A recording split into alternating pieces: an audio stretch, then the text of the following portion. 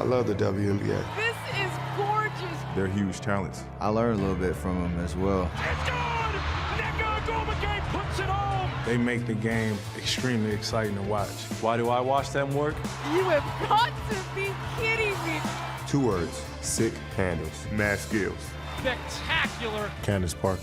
Della Don. Sue Bird and Diane Taurasi. I think the WNBA Players Association is absolutely right. And it doesn't matter to me that they haven't turned a profit. When they do, they deserve a bigger share of the basketball-related income. And we've seen it in our game, you know, and it's made, obviously, both sides really happy and healthy. So I'm a big fan of WNBA. I like watching those games since the onset of coming into the league. But I think that they'll get it done, and I hope they do, and I'm sure they'll get a fair deal because they deserve one. Look at some of the pioneers of the men's game, and if you ask NBA players that played in the 70s and the 80s if they thought the NBA would get to the point that it's at now, I think they would say yes. Did they deserve to get paid a little bit more during those times? Maybe yes. Did they fly commercial flights as we do now? Yes. So I understand that it is a building block, and we, have lots of room to grow. But I think all of us just want to leave the league better than when we came into it. And I think that's the goal for me. And if my daughter ever decides to pick up a basketball, I want her to have the same opportunity that my nephew has.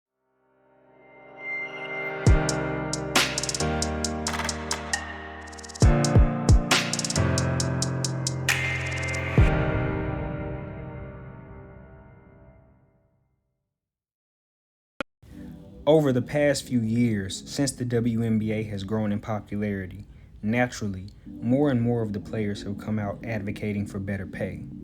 While there is precedent for players to be getting paid more than they are, the narrative created by the media and other WNBA players alike has been to make a direct and, in my opinion, unfair comparison between themselves and the players in the much more profitable NBA. Confident in her abilities. But she's also a little delusional. Like the confidence, BG, but I don't know if that's gonna happen. It's not a walk in the park over here. She says you'd be no better than the 3rd best post player on the men's team. I'm just going to use that to fuel this. I mean, I'm better, but and I know that kind of gets at them, but it's okay. It's okay. It's okay, little man. But I would like to see that. I would pay to see that. I pay for our ticket. Front row, though. I got to be front row. My money's on BG. I got cuz on that one. If there's no referee, I'm going to go to the ATM, and I'm going to sell my house, and I'm going to put all my money on DeMarcus Cousins.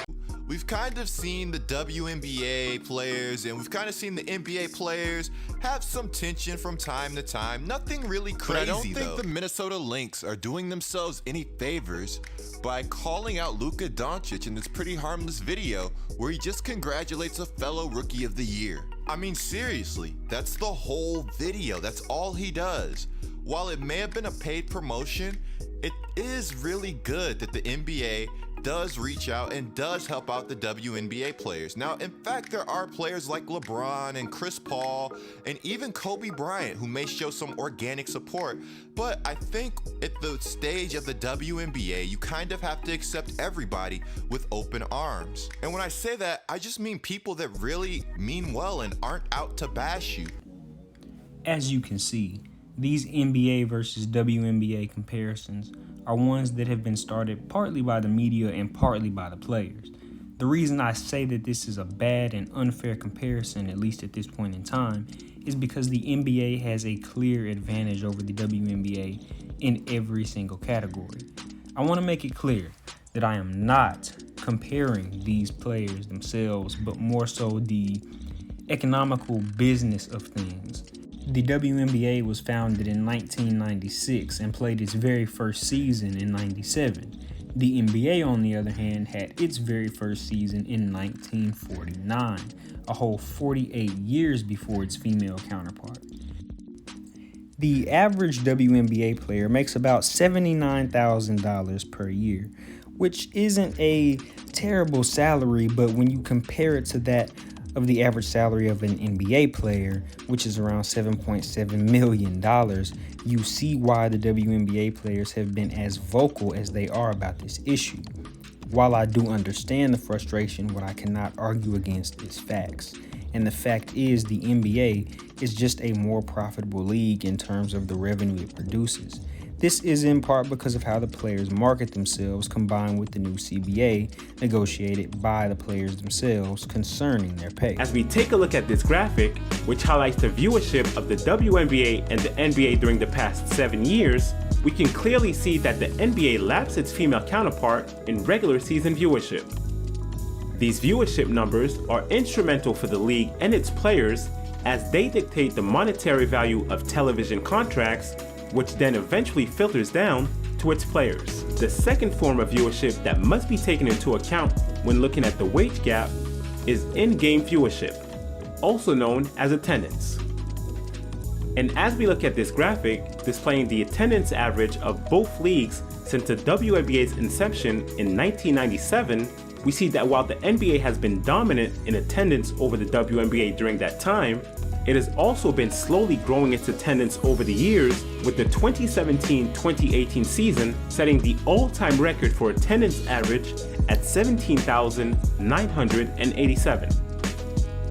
Meanwhile, the WNBA has not only been on a slow decline since 1998, but it also recorded its lowest attendance record of all time this past season at 6,770.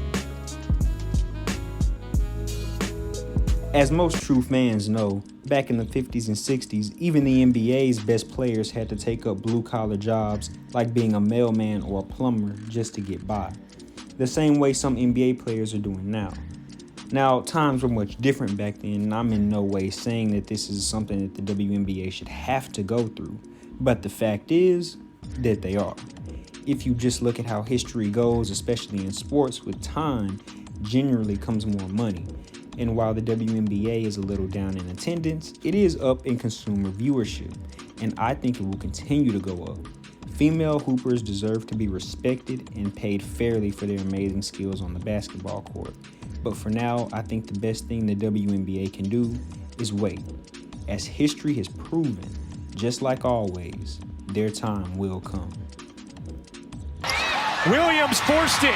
Thomas can't grab it. Washington has it. Tolliver is fouled. It's just a matter of time now.